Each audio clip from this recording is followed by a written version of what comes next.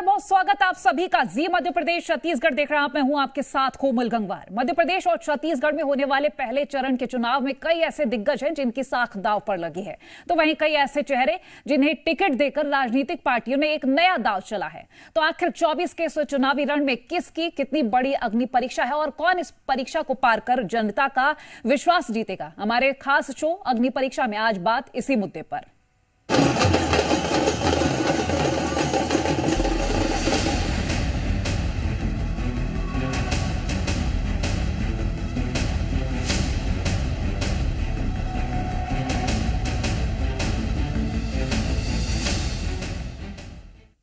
उन्नीस अप्रैल को लोकसभा चुनाव के पहले चरण के लिए मतदान होना है, जिसके चलते बीजेपी और कांग्रेस ने अपनी पूरी ताकत झोंक दी है। पहले चरण के लिए मध्य प्रदेश छत्तीसगढ़ में प्रधानमंत्री नरेंद्र मोदी से लेकर कांग्रेस के पूर्व अध्यक्ष राहुल गांधी तक के दौरे हो चुके हैं। वहीं पहले चरण के रण में तमाम ऐसे बड़े नाम भी हैं जिनकी साख दांव पर लगी हुई है। अब बात चाहे छिंदवाड़ा से कांग्रेस प्रत्याशी नकुल नाथ की हो, या फिर मंडला से केंद्रीय मंत्री और बीजेपी प्रत्याशी फग्गन सिंह कुलस्ते की, या फिर छत्तीसगढ़ से खड़े हो रहे कवासी लखमा की, ऐसे तमाम दिग्गज नेता हैं जो पहले चरण के चुनाव में अपनी किस्मत को आजमाते हुए नजर आएंगे। अब एक तरफ तमाम दिग्गज नेताओं की साख दांव पर लगी है, तो कांग्रेस बीजेपी के बीच आरोप प्रत्यारोप, जीत हार के दावे भी देखने को मिल रहे हैं। तीसरे चरण के नामांकन के दौरान भी पहले चरण के चुनाव को लेकर तमाम दावे वादे देखने को मिले।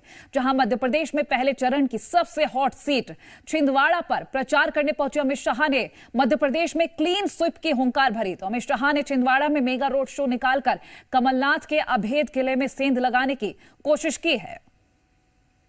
छिंदवाड़ा में केंद्रीय गृह मंत्री अमित शाह का रोड शो चल रहा है और यह तस्वीर आप देखेंगे रोड सभा के सामने की। भारी तादाद में छिंदवाड़ा में लोग मौजूद हैं और केंद्रीय गृह मंत्री से बातचीत करने की कोशिश करेंगे। सर, मध्य प्रदेश में 29 लोकसभा सीट, इस बार 29 लोकसभा तक पहुंचने का लक्ष्य सरल दिखाई दे रहा है। पक्का हम इस बार 29 की 29 सीटें भारतीय जनता पार्टी की झोली में आने वाली है। सर, इंडिया गठबंधन को लेकर क्या आपको चुनौती नजर आती है? देश में इंडिया गठबंधन इस बार चुनाव लड़ रही है। इस बार हम 400 पार करेंगे। ये इंडिया गठबंधन के लिए चुनौती है, हमारे लिए नहीं। सर, ममता बनर्जी कह रही हैं, आरोप लगा रही हैं कि भारतीय जनता पार्टी रामनवमी पर दंगे करा सकती है। चलिए, कल रामनवमी है, देखिए देश भर में भारतीय जनता पार्टी है। दंगे सिर्फ बंगाल में क्यों होते हैं? क्योंकि बंगाल में टीएमसी भी है। सर, राम मंदिर के मसले को लेकर जिस तरीके से देश में राजनीति हुई, निमंत्रण को ठुकराया गया, आप किस नजरिए से देख रहे हैं? सर देखिए, जनता को ये देखना है। हमने तो सबको, ट्रस्ट ने सबको निमंत्रण भेजा था। अब उनको एपिसमेंट की पॉलिटिक्स करनी है, इसलिए वो नहीं आए। सर, एक बड़ा महत्वपूर्ण सवाल है। आज छत्तीसगढ़ में सुरक्षा बलों को बड़ी कामयाबी मिली है। 29 नक्सलियों को सुरक्षा बलों ने मार गिराया है। जी, बहुत बड़ी कामयाबी है।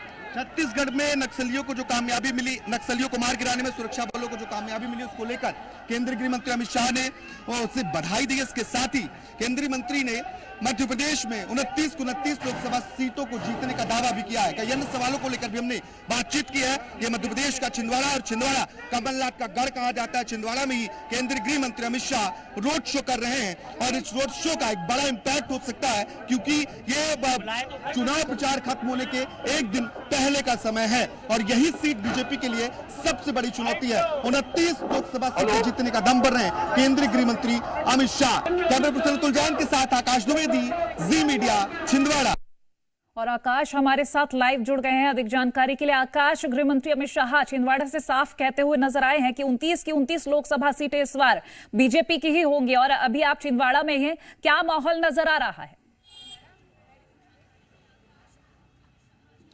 देखिए, सबसे अलग छिंदवाड़ा लोकसभा का चुनाव इस वक्त नजर आ रहा है, क्योंकि ये हॉट सीट बनी हुई है। भारतीय जनता पार्टी इस लोकसभा सीट को जीतने के लिए इस बार एड़ी चोटी का जोर लगा रही है। पहले नड्डा और अब शाह ने ऐसे वक्त में कमान संभाली है जब चुनाव प्रचार खत्म होने में महज एक दिन बाकी है, और यह समय बेहद महत्वपूर्ण माना जाता है। न सिर्फ छिंदवाड़ा बल्कि आसपास की जो लोकसभा की सीटें हैं, चाहे वो मंडला हो, बालाघाट हो, जबलपुर हो, या फिर अन्य जिले जो सटे हुए छिंदवाड़ा से, यहाँ एक बड़ा मैसेज देने की कोशिश की है। छिंदवाड़ा इसलिए महत्वपूर्ण क्योंकि ये कांग्रेस पार्टी और कमलनाथ का गढ़ माना जाता है, और ऐसे में भारतीय जनता पार्टी की इस बार की कोशिश है कि छिंदवाड़ा को फतेह किया जाए और बीजेपी का कब्जा हो। यही वजह है कि बीजेपी के हाई कमान से लेकर प्रदेश नेतृत्व तक लगातार छिंदवाड़ा में डटा हुआ है और छिंदवाड़ा फतह करने की कोशिश की जा रही है। केंद्रीय गृह मंत्री अमित शाह से मैं बातचीत कर रहा था, उन्होंने साफ कहा है कि मध्य प्रदेश की 29 की 29 सीटें बीजेपी की झोली में आएंगे, इसमें कोई संदेश नहीं है। देश में 400 पार का नारा दिया है। भारतीय जनता पार्टी के चाणक्य भी अमित शाह कहे जाते हैं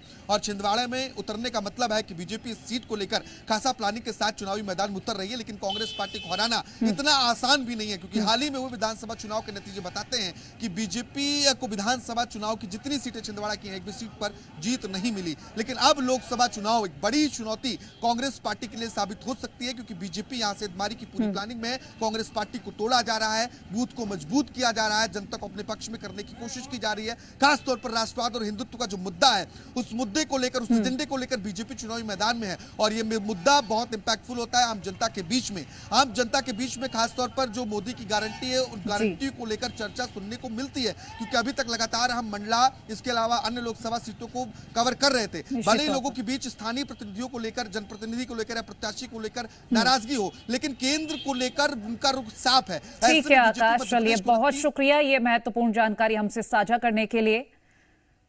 तो चलिए सबसे पहले आपको बताते हैं कि पहले चरण में किन 6 सीटों पर मतदान होना है। पहले चरण में छिंदवाड़ा पर मतदान होना है, जो कि इन दिनों एमपी की बड़ी हॉट सीट मानी हुई है। वहीं सीधी, शहडोल, जबलपुर, मंडला और बालाघाट लोकसभा सीट पर पहले चरण का मतदान होगा। और आपको यह भी बताते हैं कि पहले चरण में कितने दावेदार सियासी मैदान में उतरे हुए हैं। आपको बता दें कि पहले चरण के लिए 113 दावेदारों ने नामांकन दाखिल किया, जिसमें 6 कैंडिडेट के नॉमिनेशन को खारिज किया गया है। 19 उम्मीदवारों ने अपने नामांकन वापस ले लिया और अब 88 उम्मीदवार चुनावी मैदान में मौजूद हैं।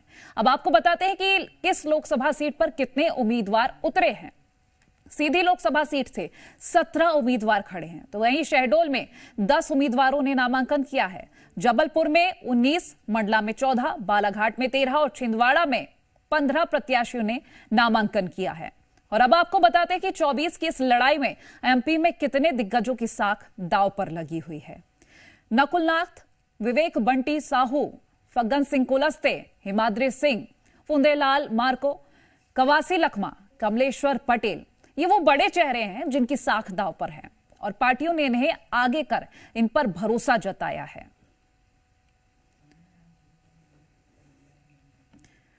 और सबसे पहले बात करते हैं नकुल नाथ की, जिन्होंने अपना गढ़ बचाने के लिए राजनीति में एंट्री की है। नकुल नाथ मध्य प्रदेश में कांग्रेस के इकलौते सांसद हैं। 2019 में पहली बार लोकसभा का चुनाव लड़ा इन्होंने। बीजेपी के नत्थन शाह को हराया इन्होंने। 37,000 से ज्यादा वोटों से जीत दर्ज की थी। 2024 में भी पार्टी ने इन पर भरोसा जताया है। अब बात करते हैं मंडला से बीजेपी के दिग्गज चेहरे फग्गन सिंह कुलस्ते की। मध्य प्रदेश की राजनीति के एक अहम नेता मंडला निर्वाचन क्षेत्र के देश की संसद में पहुंचे और यहां 2019 में बने केंद्रीय इस्पात मंत्रालय में राज्य मंत्री फग्गन सिंह कुलस्ते बीजेपी का प्रमुख आदिवासी चेहरा है। अब बात करते हैं हिमाद्री सिंह की। हिमाद्री सिंह शहडोल से मौजूदा सांसद हैं। 2019 से पहले ही बीजेपी में शामिल हो गई थी। विंध्य में तेज तर्रार नेत्री के रूप में हिमाद्री की पहचान है। आदिवासी समुदाय से आती हैं हिमाद्री सिंह। वहीं हिमाद्री सिंह को कड़ी टक्कर दे रहे हैं फुंदेलाल सिंह मार्को, जिनकी बात करें तो आदिवासी नेता हैं ये। आदिवासियों के बीच अच्छी पकड़ भी है। मोदी लहर में भी जीत हासिल की थी। 3 बार विधानसभा सीट पर भी जीते हैं। वही बात सीधी के कांग्रेस के कमलेश्वर पटेल की करें तो कांग्रेस ने सीधी से कमलेश्वर पटेल पर भरोसा जताया है और 2013 में पहली बार सियावल से उन्होंने चुनाव जीता था। 2018 के चुनाव में भी अपनी सीट बरकरार रखी। मध्य प्रदेश सरकार में पंचायत और ग्रामीण विकास मंत्री भी रहे। बीजेपी के डॉक्टर राजेश मिश्रा से इनका सीधा मुकाबला हुआ। अब बात करते हैं बस्तर की। छत्तीसगढ़ के बस्तर में भी पहले चरण का चुनाव होना है। बस्तर के सियासी मैदान में जो दिग्गज नेता हैं वो कवासी लखमा है। कवासी लखमा ने वार्ड पंच से ही राजनीतिक सफर की शुरुआत की।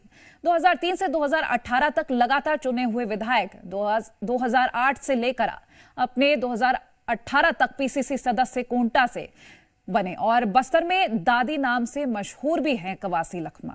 अब आपको बताते हैं कि सीट पर किस दिग्गज की किससे टक्कर है। कांग्रेस ने नकुल नाथ को छिंदवाड़ा से फिर से उम्मीदवार बनाया है। वहीं बीजेपी ने विवेक बंटी साहू को मैदान में उतारा है। छिंदवाड़ा मध्य प्रदेश की एकमात्र लोकसभा सीट थी जो कि 2019 में कांग्रेस ने जीती थी। वहीं कांग्रेस का यह गढ़ भी कहा जाता है। बात करें मंडला की तो लोकसभा सीटों की तो बीजेपी ने केंद्रीय मंत्री फग्गन सिंह कुलस्ते को फिर से उम्मीदवार बनाया है। वहीं उनका मुकाबला कांग्रेस नेता और पूर्व राज्य मंत्री ओमकार सिंह मरकाम से है। मरकाम फिलहाल डिंडौरी से मौजूदा विधायक हैं। जबलपुर में बीजेपी से आशीष दुबे और कांग्रेस से दिनेश यादव नए चेहरे हैं। बीजेपी ने सीधी में एक और नया चेहरा राजेश मिश्रा को मैदान में उतारा, जहां कांग्रेस ने पूर्व मंत्री कमलेश्वर पटेल को टिकट दिया।